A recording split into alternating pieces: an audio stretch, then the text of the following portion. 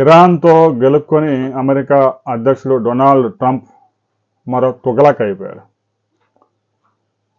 Iran యుద్ధం ఆపకపోతే Hormuz జలసంధిని స్వాధీనం చేసుకోవడానికి ఇరాన్లోని విద్యుత్ ఉత్పత్తి కేంద్రాల మీద దాడి చేస్తానని హెచ్చరికలు జారీ చేస్తా ఉన్నాడు. ప్రస్తుతానికి విద్యుత్ ఉత్పత్తి కేంద్రాల జోలికి వెళ్ళలేదు. ఆయిల్ రిఫైనరీస్, తర్వాత ఆయుధాలు నిల్వ చేసే కేంద్రాలు, రక్షణ వ్యవస్థలో కమ్యూనికేషన్ వ్యవస్థ అవన్నీ ధ్వంసం చేశారు. దేశంలో థర్మల్ విద్యుత్ కేంద్రాలు, విద్యుత్ ఉత్పత్తి కేంద్రాల మీదుగా దాడి జరిగితే దేశం అంతా విద్యుత్ సరఫరా మొత్తం నిలిచిపోయే ప్రమాదం ఉంది.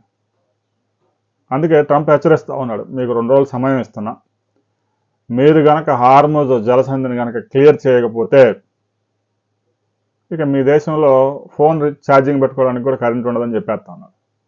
అయితే ఇరాన్ మాత్రం భయపడలే. మా శత్రు నౌకలు కాకుండా మిగతా నౌకలన్నీ హార్ముజ్ జలసంధి నుంచి వెళ్ళిపోవచ్చు, అమెరికా చేస్తున్న సవాళ్ళకి మేము భయపడేది లేదని చెప్పేసి ఇరాన్ అధ్యక్షుడు ప్రకటించాడు. ఇక ఇప్పటికే బ్రిటన్ నుంచి ఒక జలాంతర్గామి, అణుసామర్థ్యం ఉన్న జలాంతర్గామి, తొమహాక్ క్షిపణులు కూడా ప్రయోగించగలిగిన జలాంతర్గామి హార్ముజ్ ఎర్ర సముద్రంలోకి ప్రవేశించింది, హార్ముజ్ జలసంధి సమీపంలోకి. హార్ముజ్ జలసంధిని క్లియర్ చేయాలి అని అమెరికా మీద ప్రపంచంలోని 154 దేశాల నుంచి భయంకరమైన ఒత్తిడి వస్తూ ఉంది. కొన్ని దేశాలు ఆయిల్ సమస్య లేని దేశాలు అయితే పట్టించుకోవడం లేదు. ఇక నాటో దేశాలను కూడా ట్రంప్ దుమ్మెత్తి పోస్తా ఉన్నాడు. మీ అంత పిరికి పందలు లేరు, ఇరాన్ మీద యుద్ధం చేద్దాం రమ్మంటే ఒక్కరు రావడం లేదు మీరు అని చెప్పేసి. చివరికి ఇరాన్తో సంధి చేసుకునేందుకు అటు ఇరాన్తోనూ ఇటు అమెరికాతోనూ సన్నిహితంగా ఉండే భారత్ లాంటి దేశాన్ని ఆశ్రయిస్తూ ఉంది అమెరికా. అయితే ఇరాన్ మాత్రం మాకు థర్డ్ పార్టీతో అవసరం లేదు, భారతదేశం మాట్లాడే ప్రయత్నం చేసినా మీరు సైలెంట్గా ఉండండి అని సలహా ఇచ్చింది. అయితే శత్రు నౌకలు తప్ప మిగతా నౌకలు వెళ్ళిపోవచ్చు అని ఇరాన్ ప్రకటించింది. మరి భారతదేశానికి చెందిన 22 నౌకలు అక్కడ ఇరుక్కుపోయి ఉన్నాయి, అవి వస్తాయా రాదా అనేది ఈరోజు తెలిపింది. ఇక ఇరాన్కి 2 రోజులు సమయం ఇచ్చాడు ట్రంప్. ఆ 2 రోజుల్లో గనక ఇరాన్ నౌకలను గనక విడుదల చేయకపోతే ఇరాన్లోని విద్యుత్ ఉత్పత్తి కేంద్రాలు లక్ష్యంగా పెద్ద ఎత్తున దాడి జరిగే అవకాశం ఉంది. ఇరాన్ మొత్తాన్ని చీకట్లోకి నెట్టివేయాలని ట్రంప్ చూస్తున్నాడు.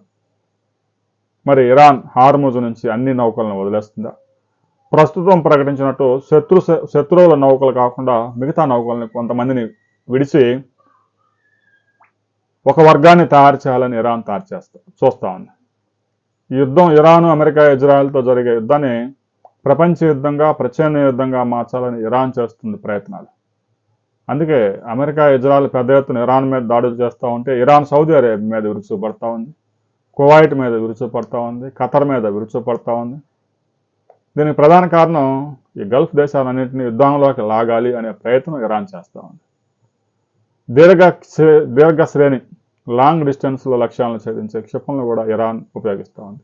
చైనా నుంచి, రష్యా నుంచి పెద్ద ఎత్తున రహస్య మార్గాల నుంచి ఇరాన్కి ఆయుధాలు సమకూరుతూ ఉన్నాయి.